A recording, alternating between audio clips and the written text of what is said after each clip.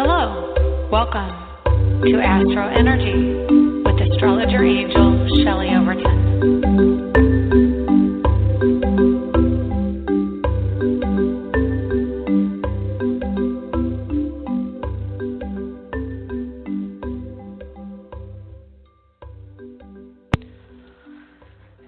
Hello and welcome to the March 20th, 2018 edition of the AstroEnergy Astrology Show. My name is Shelley Overton, and I'm an astrologer in Orlando, Florida, and I want to welcome you to the show this week. Let's just say a little blessing. Mercury will support us this week, and will go smoothly. So here it is. Spring. Happy spring. It's good to finally make it to spring, and it is 74 degrees and overcast, guys. I think we're going to get rain here in Orlando this afternoon. But if you would like to call into the show for free reading, the number is 347-994-3365. I'll say it again, 347-994-3365. So lots of stuff going on. I don't even know how to start this. There's just so much. Okay, so to begin with, I guess I'll just go over the planets. And right now in Orlando, we have a Gemini rising. We have Jupiter at 23 Scorpio retrograde, because Jupiter just went retrograde like a week ago. I'll tell you, he went on the 8th, probably 7th. I'm just going by the chart of this month. And we've got Mars in Capricorn at 1 degree. He also just went into Capricorn last week. We have Saturn at 8 degrees Capricorn, Pluto at 21 Capricorn, South Node at 13 Aquarius retrograde, and North Node at 13 Leo retrograde. We've got Neptune at 14 Pisces. Sun is at 29 degrees Pisces and 56 minutes. So that means he goes into a new sign at 12:15 p.m. Eastern Pacific and 9:15 a.m. Eastern and 9:15 a.m. Pacific. So he's literally at the last degree of Pisces.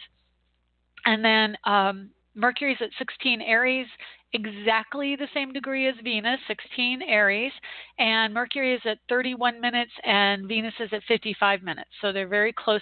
Like you look in the sky in the morning and they are right there together. I mean, they basically are the same spot in the sky. That's why it looks so bright. I saw Venus the other day and I'm like, man, it looks so bright. And I didn't really think that, well, I know Mercury isn't quite as bright, but it just looks so bright the other day. So I think both planets were coming together to really make it just, hey, is that an airplane?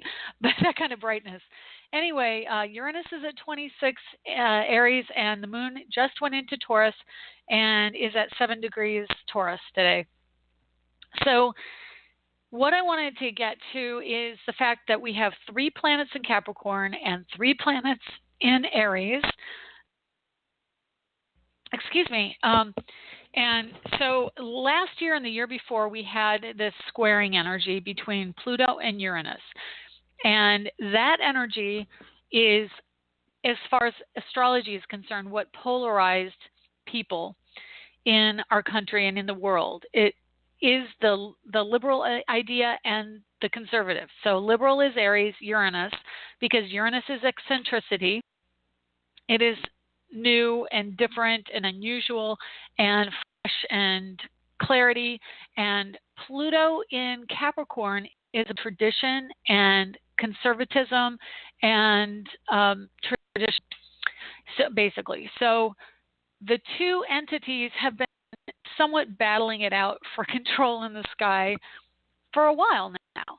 And with other planets moving into the early and mid degrees of those signs, we see this kind of like the heat of battle of the Titans again. And Mars at 1 degree just moved in. So Mars is the energy of expression and assertiveness, aggression. It rules emergencies. It rules new, fresh, youthful energy. But it's in Capricorn, which means all of the Aries planets are now answering to Capricorn because Mars, the ruling planet of Aries, is in Capricorn. So is that difficult? Yes, it is, but it is about change.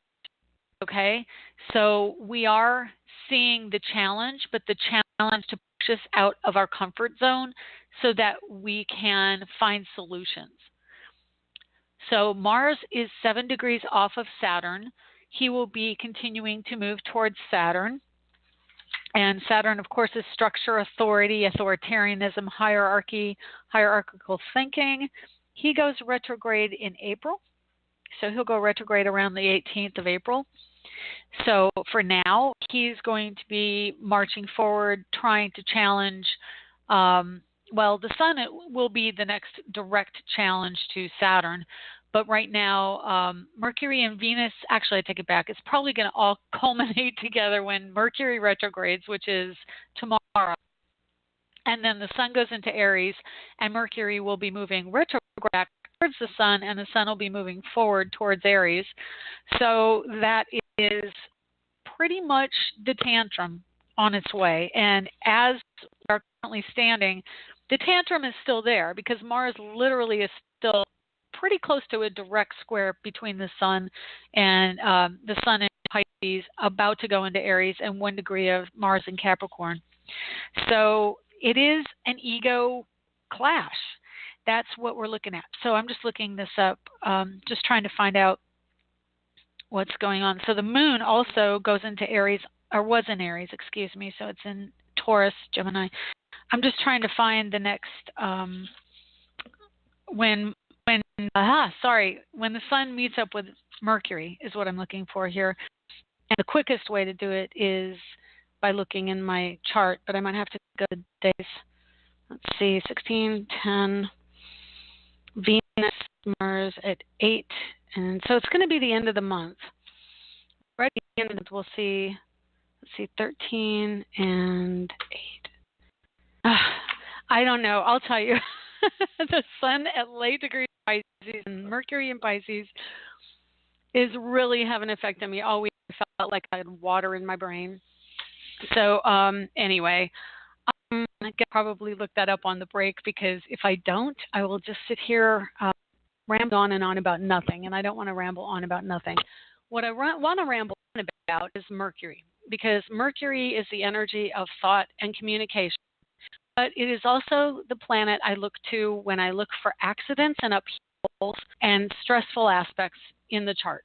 Mercury's nature is fickle and changeable, and that comes from the electronic and electrical synapse connection to our brains. So Mercury rules how electricity transfers, and because our brains bring in this electricity and we use it as thought stimulus, we are affected by this.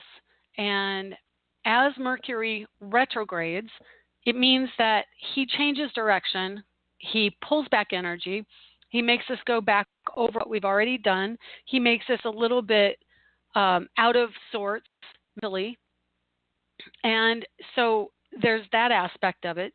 And there's the aspect that he is in the same sign where Uranus transited in direct square to Pluto a couple years ago. It was 15 degrees Aries, and he's within 1 degree of that.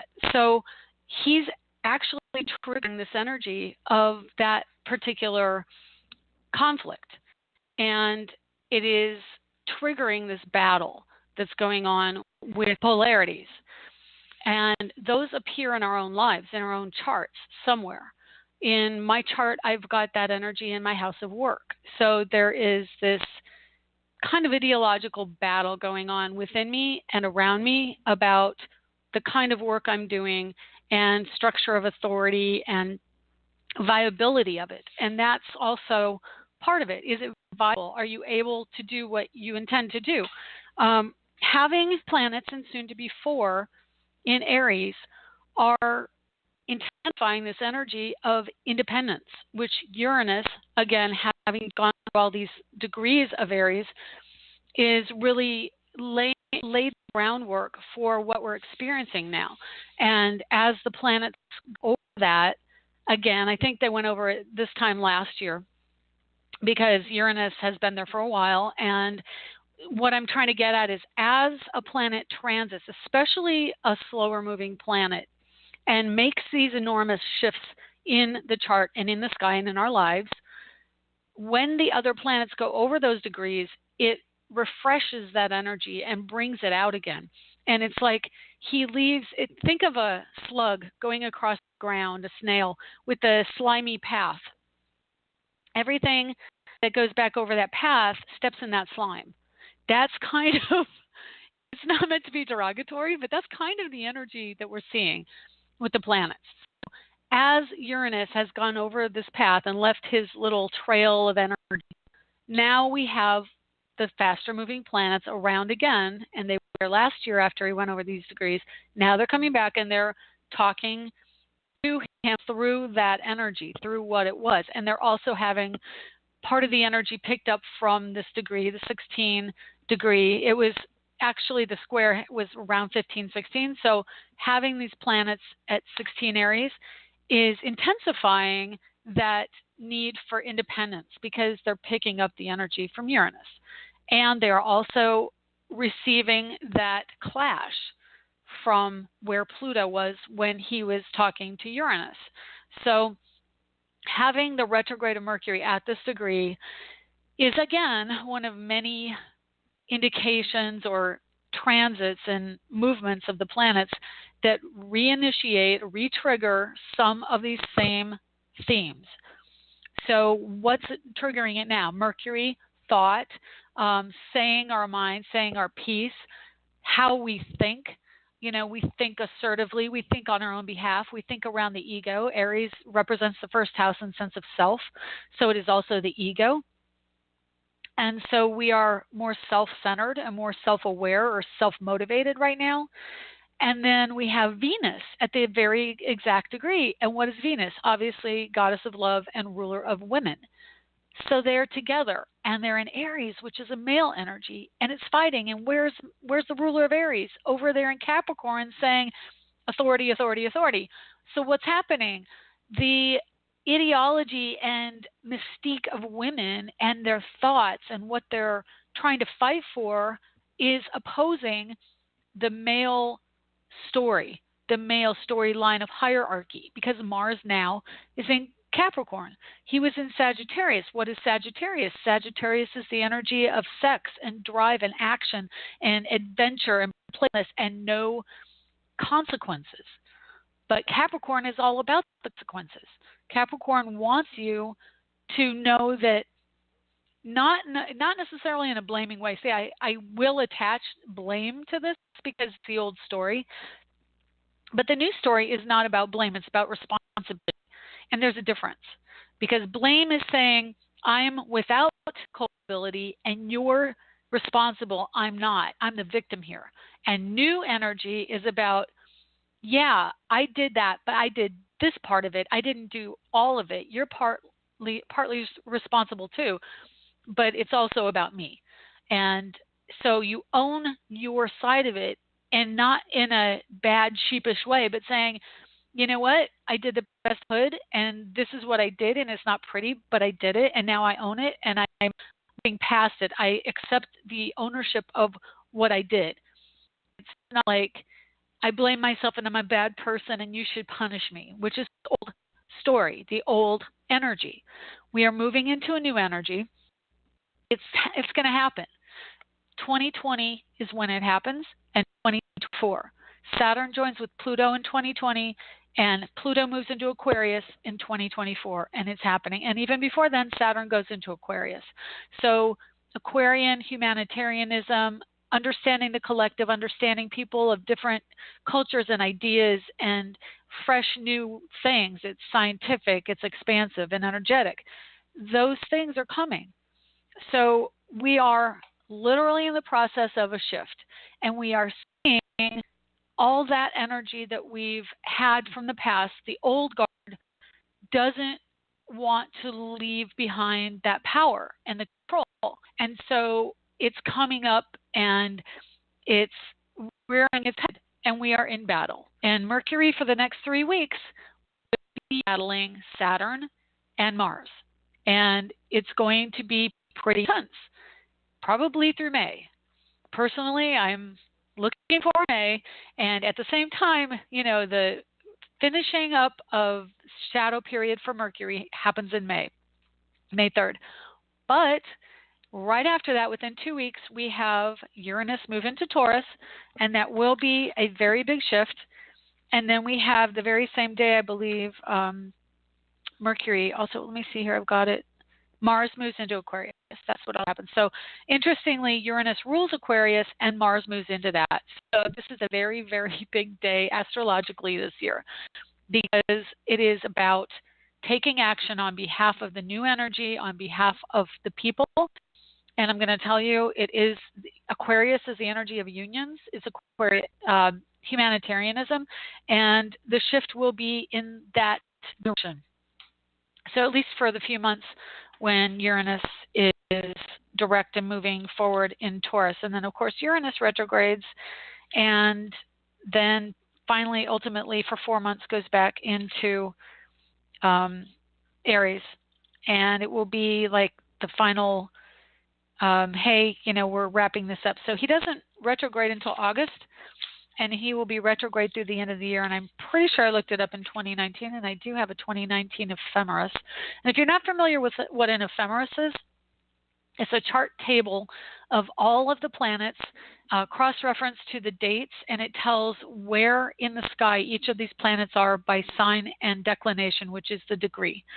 So you can look at that chart. You can look it up online. Just type in ephemeris, EPHEMERIS, and choose from the options that come up there. But yeah, Uranus goes direct on the 7th of January, and then he will get back into Taurus as of March 7th, and he won't go back in. As far as I've looked this over, and I'm pretty sure even when he retrogrades, he doesn't get all the way back in. Yeah, he gets to like the early degrees of it. He gets to 2 degrees retrograde by the end of next year. So pretty much after March of next year, we will completely be free of Uranus being in Aries and start to really understand the energy of Uranus and Taurus for the next 8 years, which is where he will be. So let's see. So the areas that will be affected are everything Mercury and everything Aries with the retrograde. So Aries, I say it a lot. I know I'm repetitive if you listen to the show a lot, because in my mind I'm like, I just said this, I said this, I said this. But for those who are learning astrology, repetition helps you. And if you just tune in to learn astrology, it's going to be helpful to you. So that's why I do it. So Mercury is thought, communication, speech, writing. It is teachers, small animals, reptiles, transportation, and just travel. It can be neighbors, and it can also be siblings. So if you're having issues with siblings, I just want to say, those of you who listen to the show, I'm a Buddhist, and I have an organization I belong to, and we have groups we connect to, and those are called districts, and there are about 30 people in a district. And right now, since Mercury is about to go retrograde, I have 4 different people, all need help. 3 are in the hospital that I know of. 1 maybe also. So, and interestingly, 2 out of the 4 are children, and all of them are female. So this energy is very strong around female energy and health. So Mercury rules Gemini, which is thought and communication, and it also rules Virgo, which is work and health. So the areas of work and health will be affected, communicating within those realms. And then Aries, which is emergencies, emergency workers, firefighters, police, EMTs, and it can also be the energy of fires, being in a fire sign. I've been seeing fires all week. Now we have some rain coming in because we've got well, it depends on where the moon is, honestly. So if the moon is in fire, it's going to be dry and warm. If it's in Taurus, it's going to be cooler. Definitely cooperating with Pisces today. I've got rain. I know we're having the nor'easter. So the Mercury, which also rules local weather, is retrograding. We see difficulties with computers. We see difficulties with phones, electronics, small appliances, things around the house at all. And we see storms and inclement weather. So we'll also see that when Uranus goes retrograde. It's really time of major storms when Uranus goes retrograde and direct. So, but for now, Mercury will also influence that same type of weather. And you see a fourth nor'easter, and it's probably not going to stop. We've had 4 before Mercury even retrogrades, and then he goes retrograde tomorrow and then goes back over the same old territory, so that can bring some more energy, and then he goes direct and again goes back over the same territory. So the fact that we're getting them now during that time. Also, the moon yesterday was right on Uranus, which is also affecting weather. So hopefully the moon moving away from Uranus will bring a little better weather and more dryness, but definitely Mercury can also affect weather and transportation issues and computer issues. So it's kind of same old with Mercury retrograde. We know the territory, but how is the influence? The influence is in Aries. And of course, there's a square to Capricorn. So via energetic by sign, not necessarily direct to the degree, because they're about 16 degrees apart for an exact square, which means we have Mars at 1 degree Capricorn and Mercury at 16 Aries. So there's that 15 degrees of difference to get an exact. Will be going in tomorrow, and as soon as she goes in, she's in exact square to Mars. And tomorrow's my daughter's birthday, so it's going to be an interesting day. She's turning 17, so hopefully everything will be wonderful and amazing. And she's kind of already getting some benefits having the sun close to where her natal sun is in the sky. She's getting her discount drinks at restaurants and got a large instead of a small because they ran out of small cups. So she got a large coffee at Dunkin', and they give her extra donuts in the Munchkin. So when you have your birthday at this time, I guess, and even any time you're in a solar return, you're going to really feel a little bit of light and luck shining on you. So anyway, happy birthday to Aries people now, and also the last degree of Pisces. So let's see if there's anything else here that I want to touch on with all this energy. It probably is a lot, and I keep going. Oh, there was one other thing. That's right. There's one other thing I want to touch on. So Facebook, Facebook, when it released on the stock exchange, Mercury literally that day went retrograde. And now Facebook is in the news within a day or two of Mercury going retrograde. Every time Mercury retrogrades, for the most part, there are times when I think there was one Mercury retrograde where the stock went up, but overall, when Mercury retrogrades, Facebook feels the heat. And of course, I don't know if you've heard, but they had an issue with a breach, not a breach, I don't know what it would be called. The data was mined another company called Cambridge Analytica, and so they found a way to gather private information from Facebook off of profiles, build a larger group of profiles to use in politics. And so I just find that really interesting that, I mean, if you pay attention to the stocks and everything, if you want to do some financial astrology, the way I do it is I find when the business, if it's a public company, I find out when it was released to this market, you know, whether it's NASDAQ or NYSE or whatever kind of market it goes on, what day did it open and release. And if you are in America, it is always 9:30 because the stock market opens at 9:30. So I always just 9:30 Eastern in New York City for like NYSE or NASDAQ. And then whatever date it is that they release the stock, that is a significant date for that company, and it will show how it will fare in public. And then for the overall health of the company, you can always go to when the company was incorporated. And you don't always know what time they were incorporated because, you know, who knows when the paper actually are stamped. So I use like 8 a.m., whatever city it's in. 8 a.m. seems to be business hours, the start of the business day, or you could also use sunrise charts for that. Definitely I'm seeing more interesting things with sunrise charts lately. So I was looking up Fran Lebowitz today, and it was really interesting because Annie Leibovitz, of course, I don't know the time she was born, so I did a chart, and it turned out by a sunrise chart, her Saturn, and I guess this that there was a Pisces connection and a Virgo connection. She had Saturn Virgo, and she's a famous photographer, and she had Saturn and Virgo in the 12th house at sunrise, and the 12th house is Pisces, which rules photography, and of course Virgo is work, so workaholic. So it's amazing what astrology can do. I just love astrology.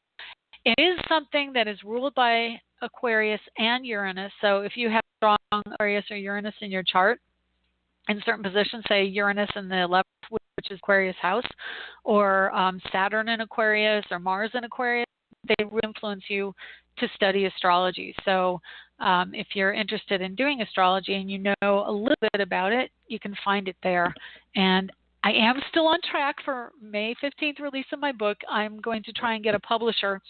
So if anybody listening to the show knows a publisher, shoot me an email at Shelley, SHLLEY, at astrologerangel.com.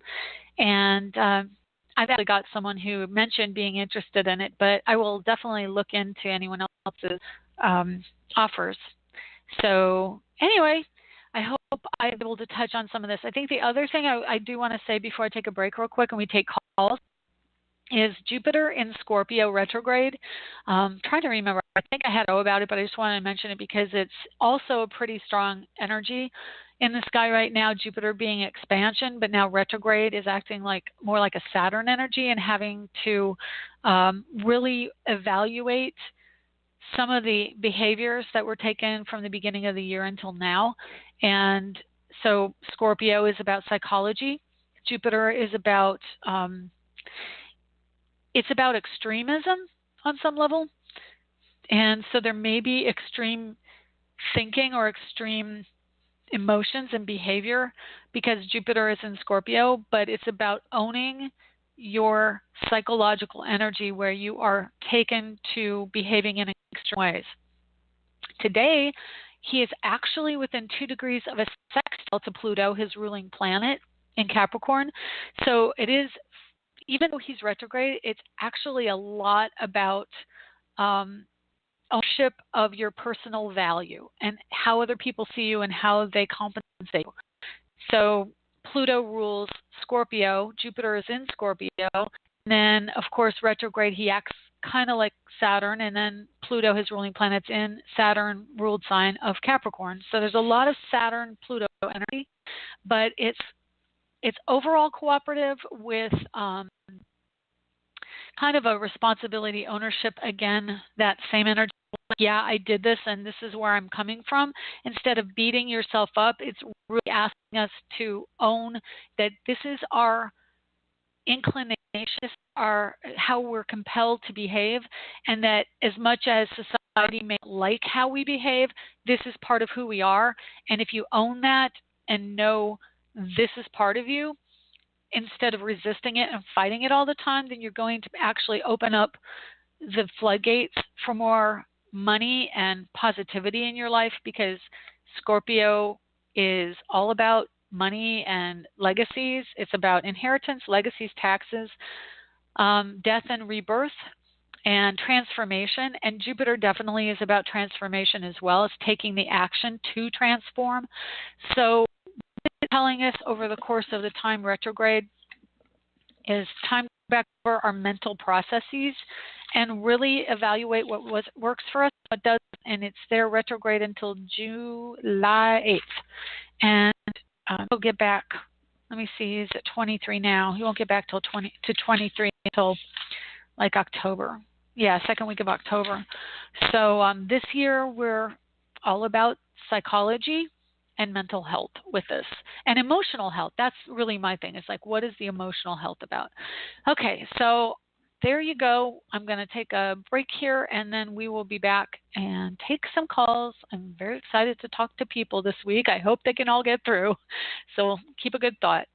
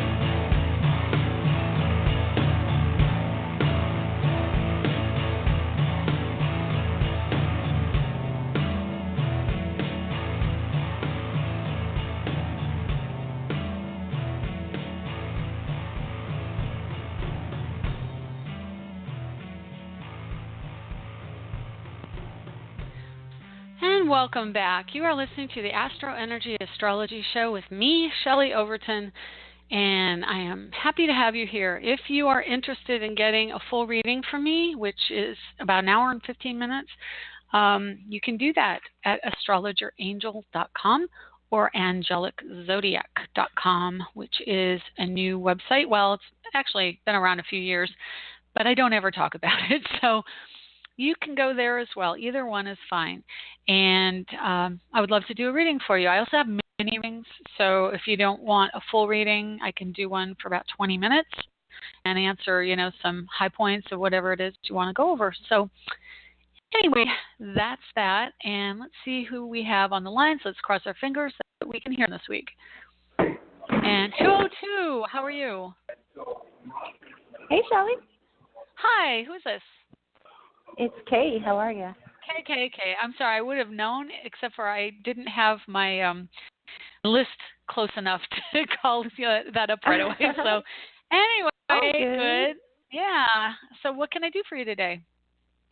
Man, I can relate to what you were saying about the water in the brain. I feel like I had a really good, like maybe 2 or 3 weeks when I had my Mercury return. Like it was just, yeah. I felt really like I was doing so much, and I literally I felt like I was on fire in a good way. Yeah, that's cool. And now I feel sloggy. Yeah, well, you sloggy, not wanting to do anything. Well, interesting, because you have Mercury natally in Pisces next to the Sun. Yeah. And that Mercury in Pisces made you feel good. That's interesting. So good to know. But you have a Mercury because Pisces is, whenever the planets reverse, it's like their energy shifts to the opposite way of being. And being that naturally Mercury in Pisces can be kind of bogged down with that watery rain, when it's retrograde, it's kind of more directed and not as easily influenced by the emotional side of it. And just to give you an idea, I have natal Saturn at 0 degrees Pisces, and because Pisces rules like escapism and addiction and things like that, drinking or drugs, having planets retrograde actually makes you more resistant to that in Pisces. So that's really helpful, actually. Yeah, I could use that. Anyway, what would you like me to look at today? I actually want to give you a birthday to check out. Okay. Go ahead. Of a gentleman. And it's December the 9th, 79. Okay, let me just... I've got to change the type of chart. Hang on a second. December 9th, 89? 79. Oh, I'm sorry. Oh, I thought you were going out with someone super young. 89. He's a young pup. Okay, 79. What time? I'm not sure of the time. I just know New York. Okay, so we'll do a sunrise. I took it off sunrise. That's so funny. Okay, and New York, Manhattan, like? New York? Yeah, we'll say New York. Okay. Okay, there we go. Hang on one second, and I'm almost done. So what would you like to see? I guess like the chart alone and together, personality-wise and things like that, this could possibly be for work or more. So, but I don't really know this person at all. Okay. So he kind of got your attention. He's a cutie. Yeah. Oh, very cool. Okay. But I don't know him. Like, it's not like I've seen him and been like, oh, I'm so attracted and this and that. I know nothing. Yeah. Let's see here. I actually have him with what's going on in his life, but I'm going to combine yours and his chart real quick here. So I've got charts all over my computer. It's like, I got this and I got that one. No, it's cool. I'd like to know it all. Yeah. Okay, so he's a Sagittarius, so that's on the horizon. We did a sunrise chart. And he's got Saturn in the Sagittarius house. He's got a lot of Virgo energy. Saturn in Virgo, Jupiter in Virgo, Mars in Virgo, North Node in Virgo, all up in the house of travel. So he's a bit of a workaholic.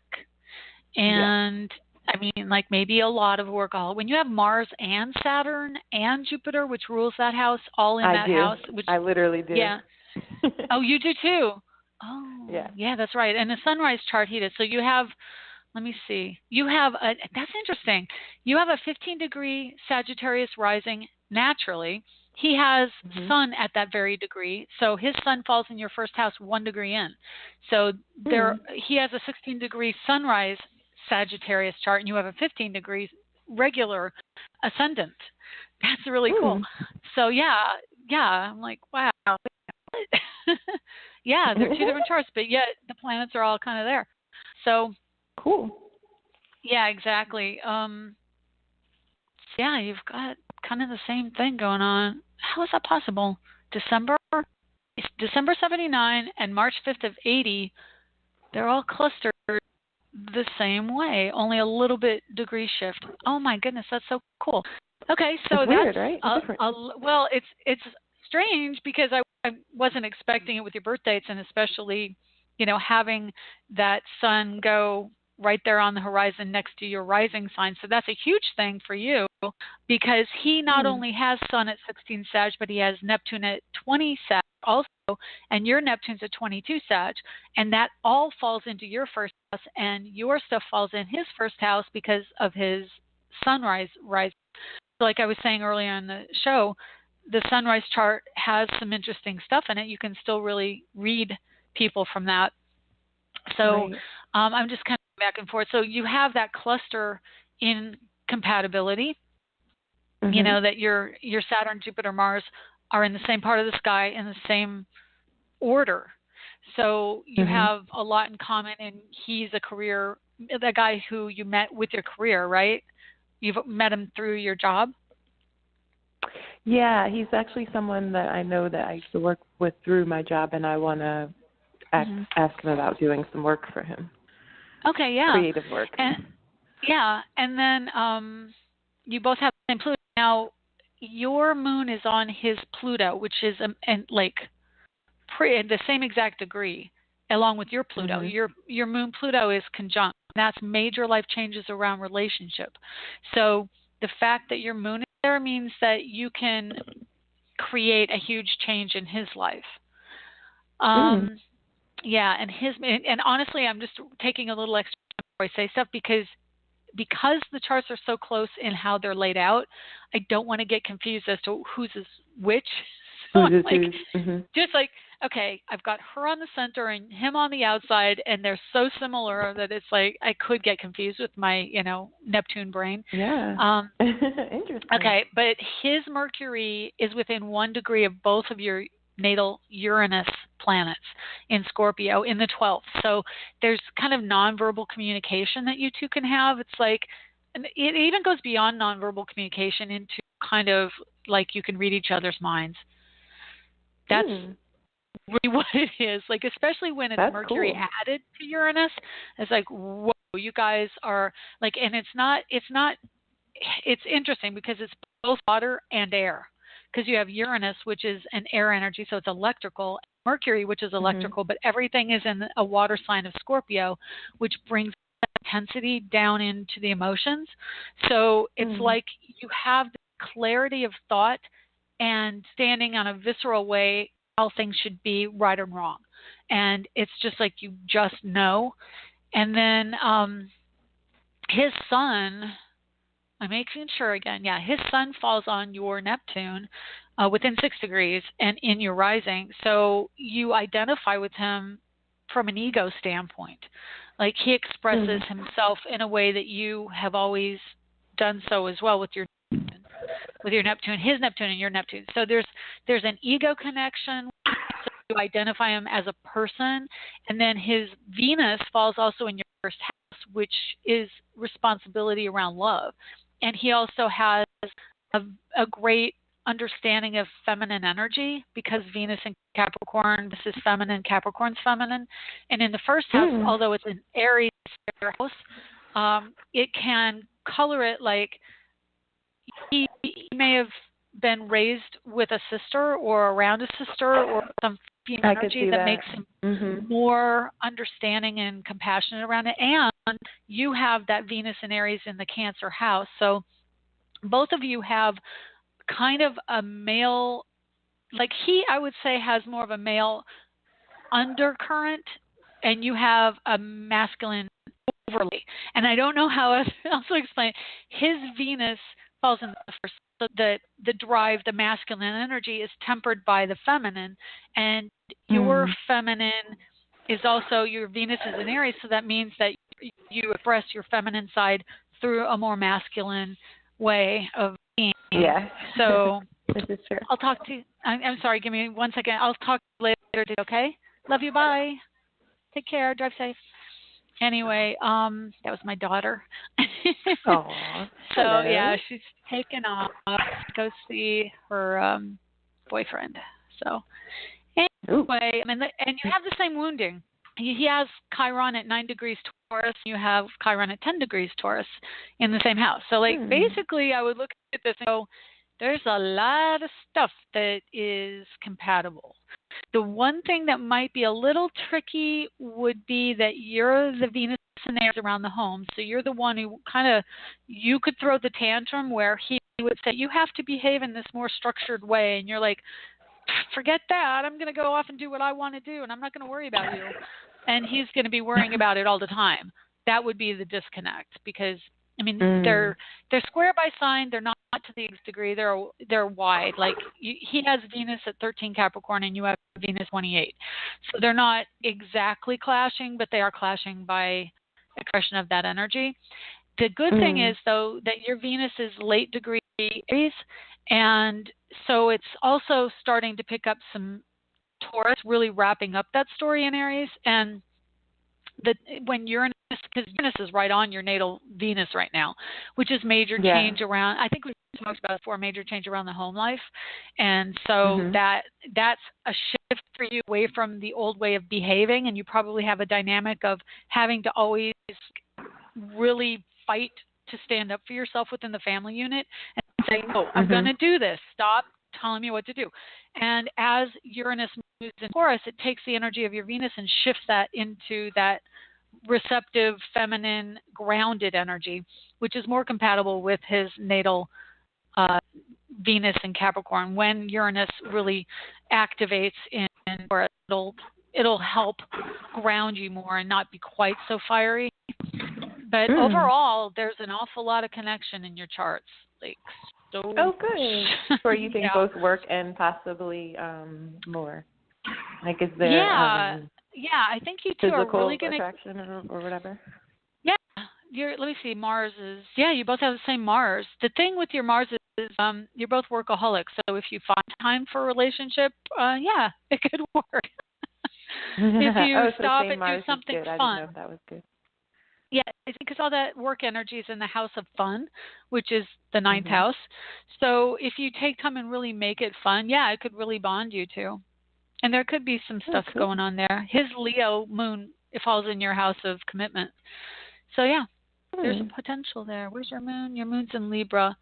So they're actually cooperative moons. They're sextile to each other. So that's good as well. Yeah. Oh, awesome. Yeah. I like it. Okay. Thanks very much.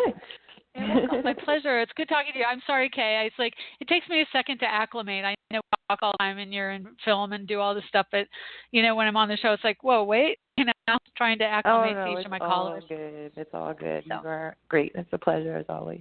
Okay. All right. Well, I wish you luck and let me know how it goes. Keep you posted. Thank you. Great. Good luck. Take care. Bye-bye. Thanks. Bye. Okay. You're welcome. Okay, let's see, 651, if my computer will catch up to what I'm clicking on. It's going, what? Okay, there we go. 651, how are you? Hi, Shelley. This is Linda in Minnesota. Hi, Linda in Minnesota. Let me see if I've got you here. I've got you. Minnesota! Yay! My daughter's going to be going to Minnesota a lot here coming up because her dad's moving there in a week. Oh, he is? Hi. Yeah, Minneapolis. So. Okay. Yeah. Cool. What you got for me? Well, I'm looking for a general reading on the Equinox because it's just been a really, really, really hard winter. Intense. Yeah.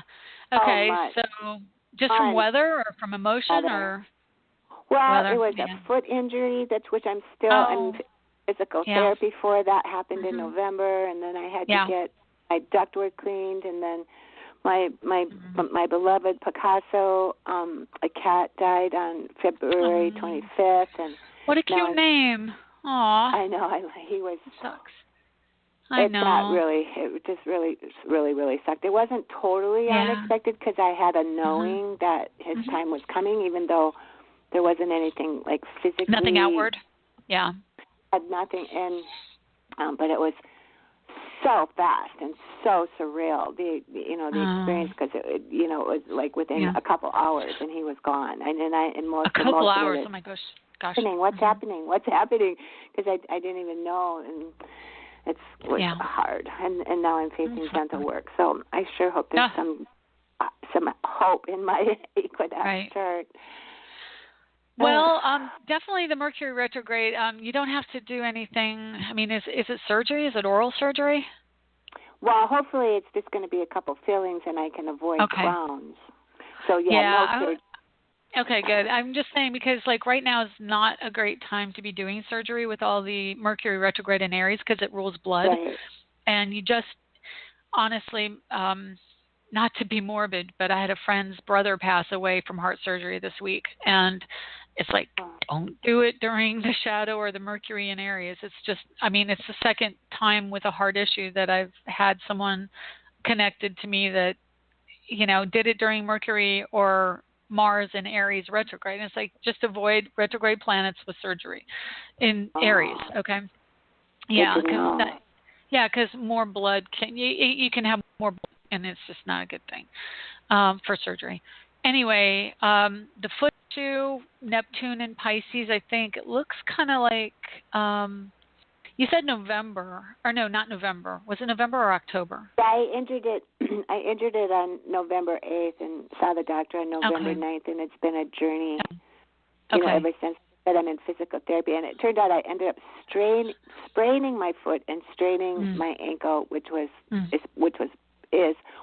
probably the weakest part in my body, and figured a couple old hip injuries, and so my leg now is kind of like my muscles in my leg are like we don't really know how to work together that way.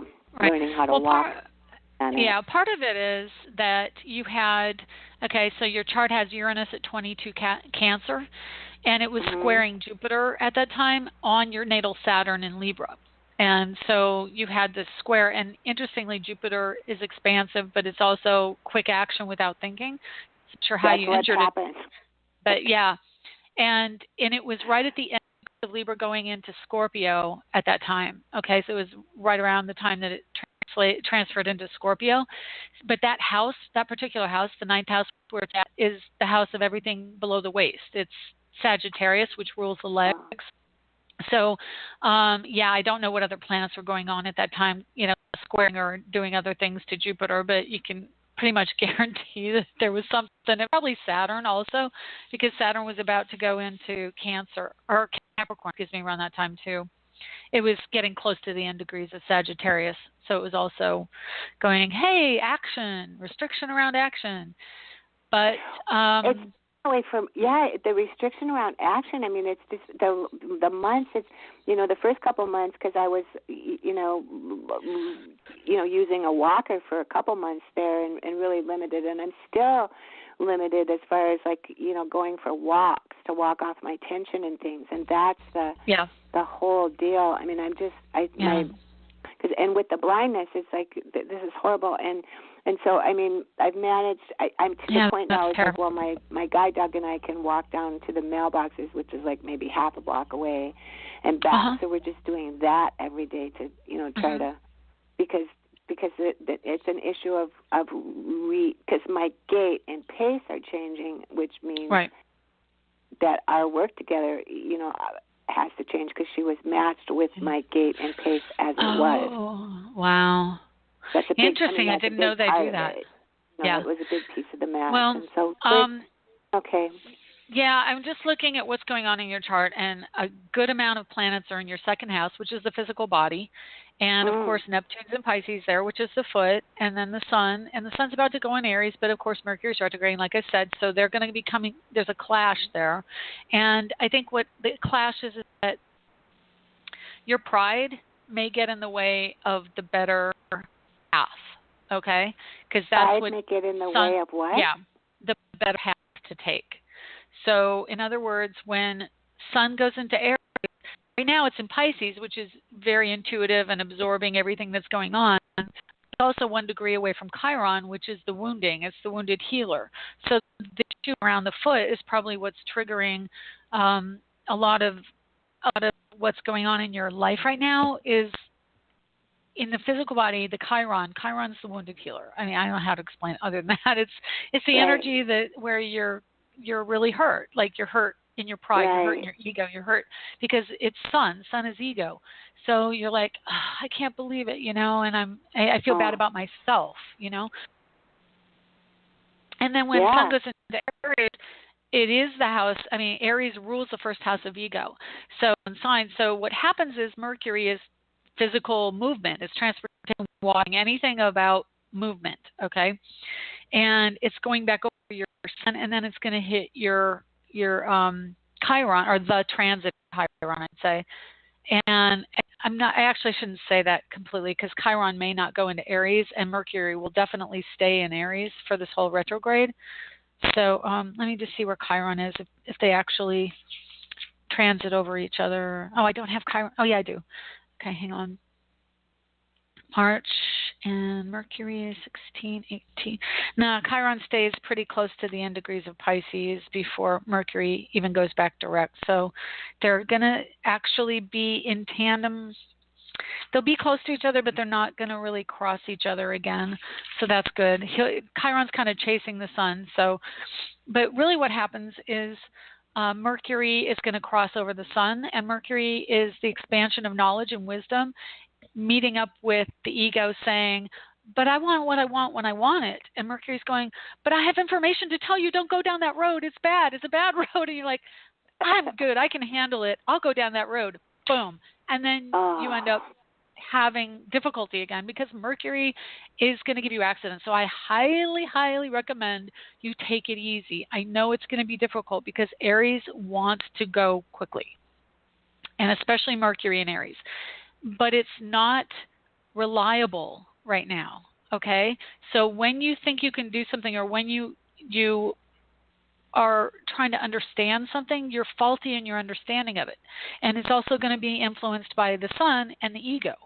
So it's really, the next 3 weeks are not a reliable time to make decisions for you. Okay. I was going to tell you that. That's probably an encapsulated version of what I'm trying to tell you. Just put off decisions till Mercury goes direct, which is like 15th of April.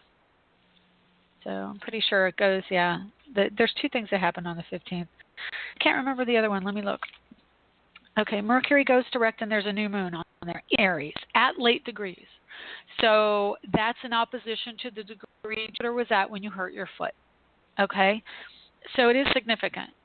But I would wait. I mean, and honestly, seeing what the planetary aspects are and knowing that Mercury goes direct on Sunday the 15th, and there's also a new moon in late degree Aries in opposition to where you injured your foot, that's a significant for you for what's going on with it and decisions around what direction to take it. It'd be better to wait till that day.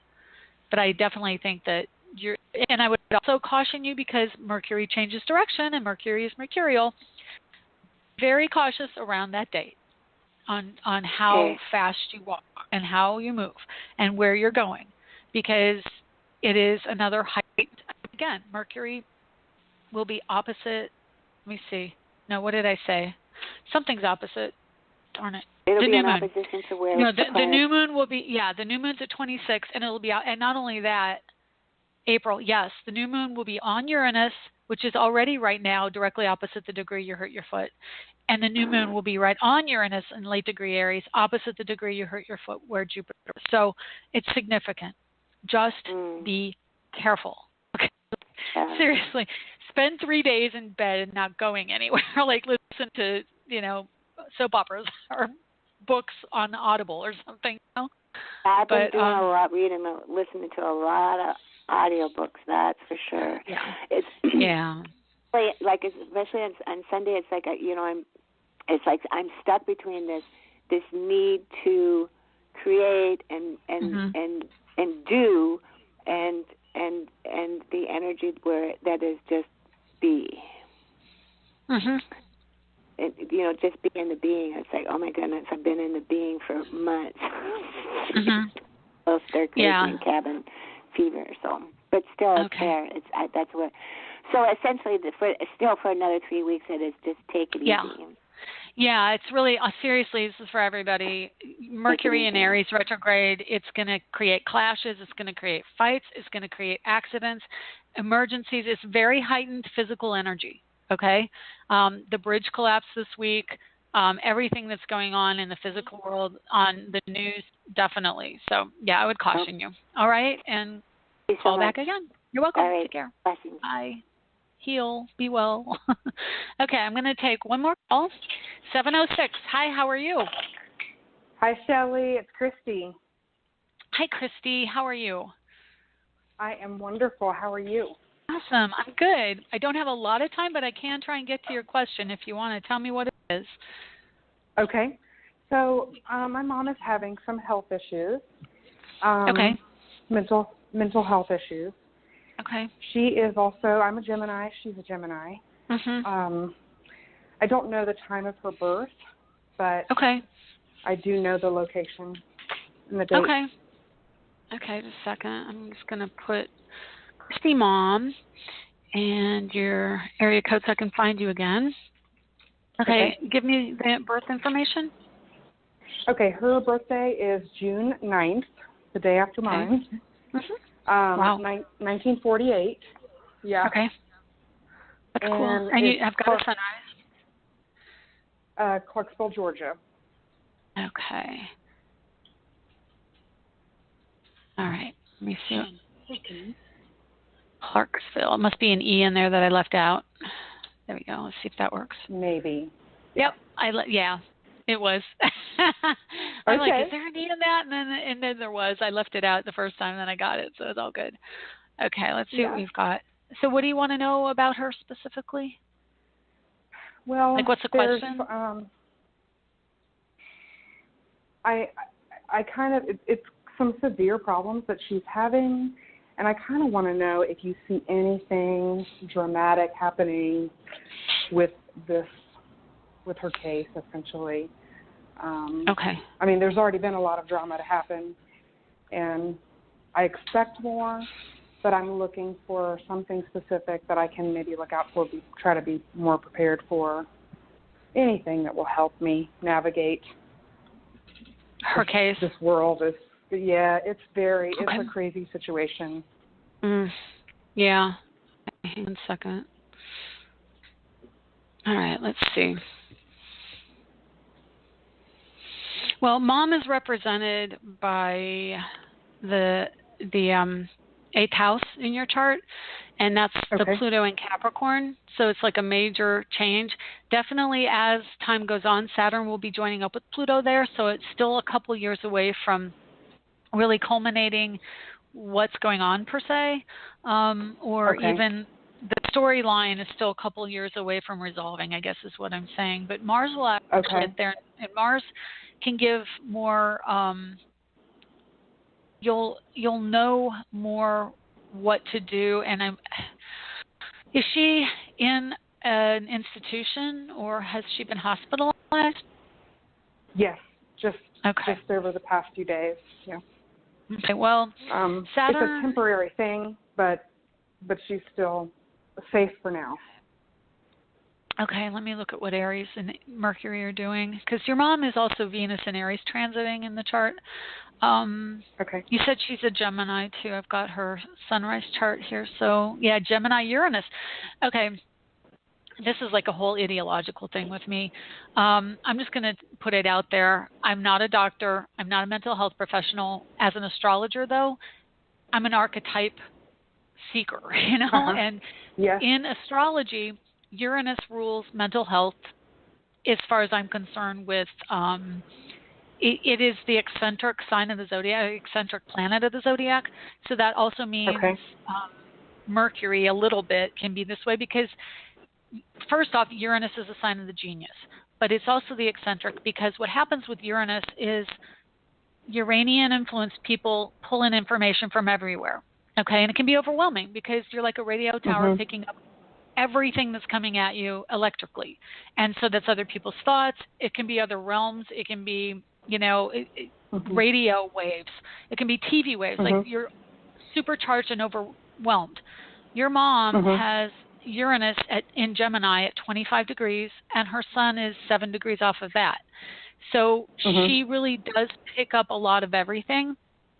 To the outside world, to our Freudian world, that and I'm not saying mental health isn't an issue. I mean, I seriously watched a movie the other day that I'm like, wow, yeah, sometimes you need medication because you're just harmful to yourself.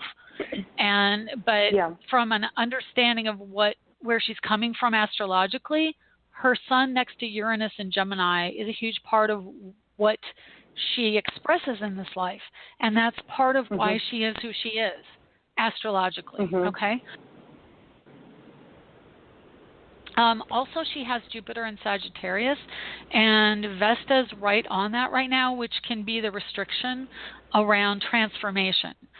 So as far as how to help her, so Mercury right now is influencing her Sun-Uranus conjunction in a positive way if it's going forward. But Mercury's retrograding, which means it's changing the energy again. And so when Mercury goes direct and gets back to meet that Sun-Uranus conjunction in her chart, things will get better. Okay? Venus is there right now. It's going to be the beginning of May. I would just to clear the shadow, it'll be May 3rd. It goes direct May 15th, but it'll clear the shadow on May 3rd. So you can look. I would just aim for May. The other thing that she's going to be influenced by is Uranus moving into Taurus, and she right now has Uranus again. That's quantum mental, highly mental awareness is in her Aquarian house. So it's supercharged with Aries, and it's aggressive, okay? In Aries, it's tantrums and acting out and mentally agitated. Is that kind of how she's behaving? Yes. Is she mentally agitated? Yes, go very ahead. mentally agitated. Yep. Okay. It's going to calm down when Uranus gets into Taurus because it goes into the body. And, I mean, I would caution you, though, when it goes into Taurus, it can also mean now she may hurt her body, but it does ground her more. And that's what she needs. If you have a lot of air energy in your chart that's just like off the chart, you need to ground. You need to play up more of the earth energy in your chart, and she has only Mars in Virgo. So for her, being at home is helpful to her, and being active around the home is helpful to her. She has Virgo, Mars in the Cancer home house, okay? So she needs the grounding. Seriously needs the grounding, like in a real physical, tangible way. Like go hug a tree, have her garden, give her things that are working, cleaning, anything that's domestic and active to work in the home helps her direct all that mental energy. And I'm looking at what else she has. She's got Mercury in Cancer. And that's also the home. And she's got Venus in Cancer and Moon in Cancer. So she's very much wanting that home connection to help her. And so definitely I see she must really be frustrated not being home right now. That Mercury Aries retrograde and Uranus at N degrees is pretty much the culmination. Like everything I said in the beginning, it's expressing for her around mental aspect, because all the Aries energy in her chart falls in the Aquarius house. Uranus falls in the Aquarius house, and then in her natal chart, her rising, of course, with not knowing the time, but just the sunrise chart, she has Uranus on the horizon when she was born. She's very strongly influenced by electrical energy, by other people's thoughts. Like her mind is going in overdrive, and I understand chemistry can calm that down, but so can doing grounded, real, physical, tangible real world things. And I want to tell you, she has Jupiter in Sagittarius, which can also make her, again, not a doctor, but it is a bipolar influence. Okay. So she's going to have a Jupiter return at the end of this year, or actually at the end of next year. Jupiter goes into Sagittarius what does that mean? at the end of this year. It means she's in a Jupiter return, and it basically, in a way, everyone's going to act a bit like your mom, at least from the extremist standpoint. We're all going to be like, I don't care anymore. I'm just going to go do my thing and have fun, and it's all going to work out okay. And that's kind of how Jupiter and Sagittarians are. They're just like, I'm just going to do my thing, and it's going to all be okay, you know? So it's that energy all of next year of like, just, you know what? I'm about me, and screw you, and I'm going to go over here. And she could want to move. Honestly, Jupiter and Sagittarius needs to be on the go. Mm-hmm. Yeah. She likes to be on the go, that's for sure. Yeah. One of my questions is about intimately, personally, from people in my life. I know what this is like. So, yeah, they have to move and they have to keep active. Mm-hmm. Yep, exactly. She volunteers. She's retired, it. but she volunteers everywhere and does all that busy stuff all the time. So yeah, go ahead and ask. Well, my other is about, you know, there is her estate and family members helping out with this and that sort of thing. I have some concerns about some family members and then not about others. And so that's kind of one of, I mean, I care about her, but there are siblings. I don't want to see her go broke in the meantime. Yeah, the Gemini connection is siblings, and that may mean her siblings, but she doesn't have siblings. Okay. You have siblings though, right? Nope, neither one of us. We're both interesting. Both single children. Okay. Okay. So interesting. Yeah, Gemini usually, I wonder if was she, well, you may not know. As I say, she might have been a twin, and the other twin didn't come into the world, kind of thing. I mean, Gemini is usually really strongly energy around twin energy. We have twins in our family. Oh, okay. We do have that, but not us, as far as we know. Okay, well, there's probably going to be some changes and shifts around legal issues because Saturn is going into her 8th house of legalities, and it's not there yet.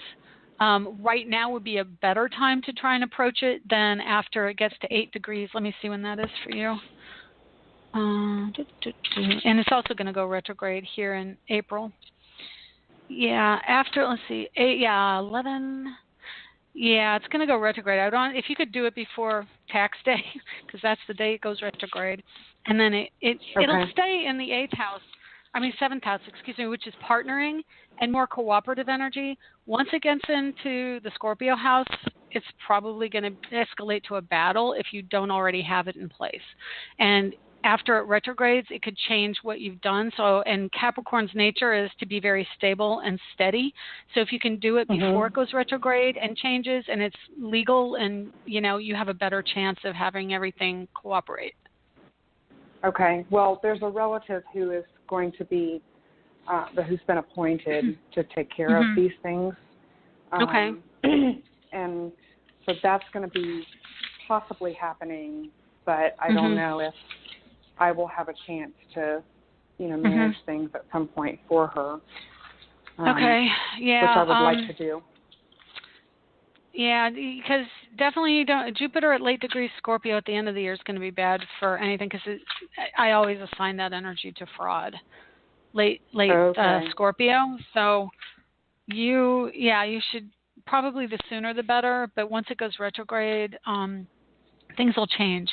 It does, again, you know, retrogrades can make planets act like other planets. So when Saturn goes retrograde, it can act more, you know, happy-go-lucky and less stressed out and less grounded, more like a Jupiter energy, like they flip-flop.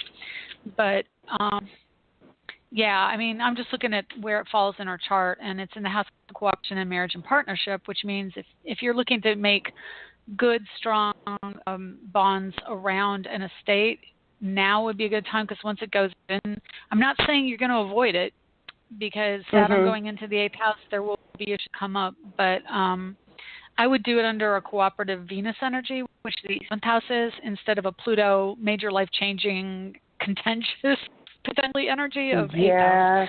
So I could do without that. Exactly. I'm just going to see. I'll give you a date, because it actually goes retrograde and stays in the 7th house for quite a while. Might not even get out. Let me see. Does it even get out of that house before the end of the year? Yeah, do it before the end of the year. And I would, again, Jupiter goes into Sagittarius, and I would even do it, because of the Jupiter connection, do it by September. Okay. You mean transfer it to me? Yeah, do all legalities before September, because late in the year is going to be probably worse for you than earlier in the year. Okay? Before September. Okay, great. Yeah. Thank you, Shelley. You're welcome. My pleasure, and good luck to you. Well, thank you, and you have a wonderful day. I want to tell you, I appreciate the last time we talked. I've been working on my vibration and what I'm attracting and all of that. And so I feel like it's helping a lot. It's working. Oh, very good. Yeah, I'm definitely, the last thing I'm going to say is I've told someone this yesterday. I told my daughter, like when you have drama in your life, drama is the belief that whatever's going on is, number one, it feels like it's going against you, and number two, it can't change. It's going to be a terrible outcome. So instead of buying into drama, which is believing that it's going to be a terrible outcome and everybody's against you and you're a victim, shift that in the moment you feel that victimhood and that trigger going on. Shift over to, what would this be like to turn out to my benefit? What would this be like if I didn't know the outcome, but I knew it was going to be good? And go down that path. And that's become my own way of dealing. I've got chills, so I'm hoping people hear this in archive and they really listen to these. I'm very attracted to drama. Scorpio loves drama. But I realize and I'm Scorpio it's too rising, much. So Yep. So you understand that's that, why I like social work. But really, it fits me like a glove. But I don't want to live that way, in my personal life.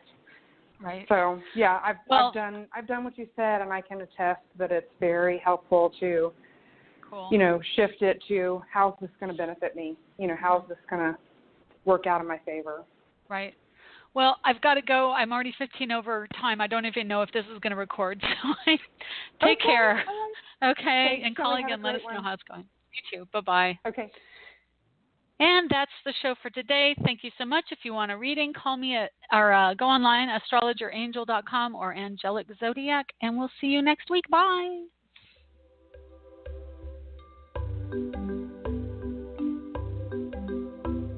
Thanks for stopping by AstroEnergy this week. If you would like to get a hold of Shelley Overton, you can get her at astrologerangel.com, on Facebook at AstroEnergy or Astrologer Angel. The music was provided by Kevin MacLeod at incompetech.com, with additional music by Ironwood Rain. Check them out on the net at ironwoodrain.com.